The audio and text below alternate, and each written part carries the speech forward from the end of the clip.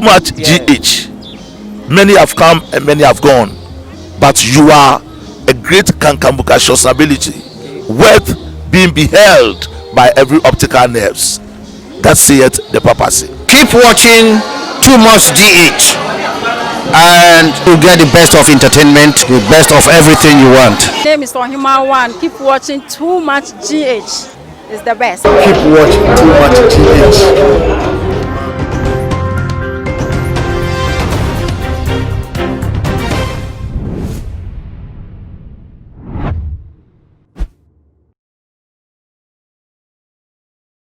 For any other phenomenon, Obibia Akaba, Ede Ebatuma, GH, so none will have a Jumedi and a bray association for many about APS Kapa, and then so may they ever be so motive for any action for William Semiji, a just say that it is in someone a coachy, a corporate my NIA Eba Abesum a year and moon. Now, and that day, then some of our to Yapuso for SOE and say a car a day at Chunky, him by this time, dear. Ka asofo ene ebiemu nso so edifo ne apostles ne wo mo keka ho die anka wo mo bepe wo ye wo mo be bi atena na wo mo adwen eye wo mo esanse enkwamsha wo mo ehye ye efa eye 2020 December 7th abato wo mo hye ye se nso beto wo mo hye ye se mampani be wu hunu eye ni victory wo mo hye ye se ye nyade krampo sem abato no po ebeba so on the 7th you look to Eddie, I shed down the Ekawuna, Antimi Ambum, one more share, yes, a year and this in the Befa Punyano, just say, Binum so share same people, the Befa just a quiet and some year Bujana, a gem, why and just and came himself. Said then can come share Ambum, and I be the Antimi and seeing. Anka asofo mpo won beje won ho na won mape won ba bi atena na won manum so e de atwen eye wo pe nanso so akwa yese nyame asoma wo a untimi endi eye nipa anu asem achi untimi ntie de nipa eka ema wonya wadensem because of the enkrofo ka because of obidi a waka ambema na because of the maka ambemuti nyame soma me a eni kwansem ekọ na eno ama sofo ani din e de eye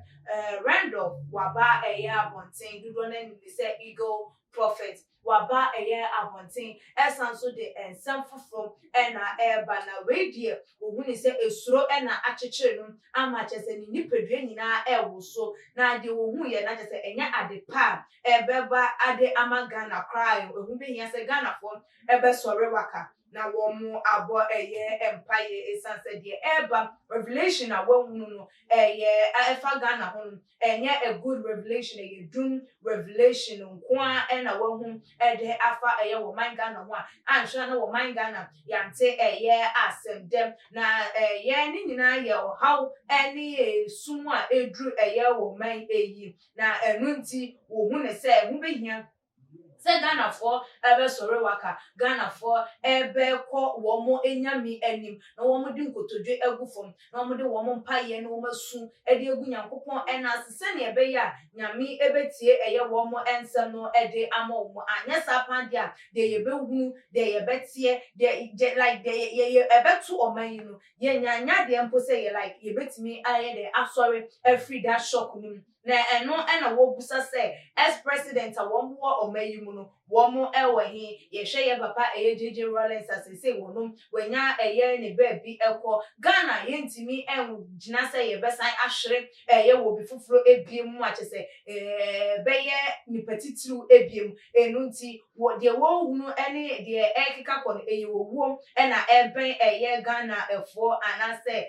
nyoma na eba na wo se nation no esu na ne nkasa ye mu no na ase de wo pa chese ase o man Ghana ye ni ex president bia ewo eye ehonum na abusua moma menka eye prophet Randolph Odro GB ne prophecy anase ne samode ekokotu ni page ne so efa ema mo na ye hwe efa emfree eye eho say where are the ex-presidents of Ghana? Bad atmosphere for the nation. We can't boast of ex-president of the nation again. Ex-President Jerry in the mortuary. We can't bear it to be too old. Black days ahead the nation. Fear has gripped me. My body is shaking. If I have tears like the river, I will cry for my nation. Can't hold this, my heart is heavy. Oh Ghana, my country. We any a year and someone what day a to a year of na ni statements and any sentences by a wubusa say where are the ex-presidents in Ghana? And I just said like Ghana, your ex-president, yeah, your ex-president, yeah, you be. That's also yeah, sha. Yeah, man, penny, dada, John Adekunko for your ex-president, and I guess what you say. And as I say, in Susa, yeah, man, penny, John Dramani Mahama, or no, so a ex-president, or no, so what say a year as him. Nah, no, I walk as him. Yen to me have a year too, because they say JJ Rawlings, new phone, and I said, the body, a year mortuary. Na ebiom so entimi nkonko yetu no den na wo patwem does it mean say yeah ex-president mienu asese yenim se wo mo akai ba ku betimi afim ana wo mo mienu nyina betimi afim ana se den na wo pe de atwe na ebiom so wo ka se so na dru o mayi na chese hu ato ne so na ni padua wo so na chese wo sisen kan ni like ni so ana se ni so eti se ye nsutini a kobesu de ama eye ne man ne de wo keken den na wo pache no na chese ye Ghana fo mu adwemu na dodo na esusu se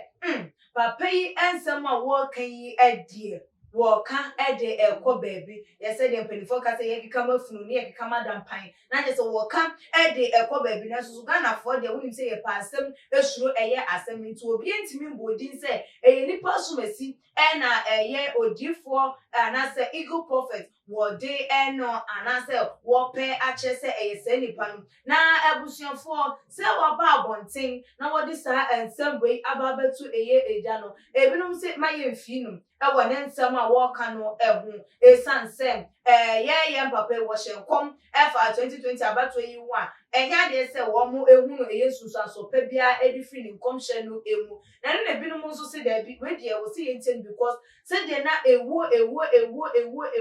enkomhye eba anase wo wonsem figa na fo anum editia ye mampanyi na danko akufo ado ene de keka eye ehum na se na medifo we yesusu etimi enya eye revelation and afa eye owo na wo ne say we dey obuza say ex-president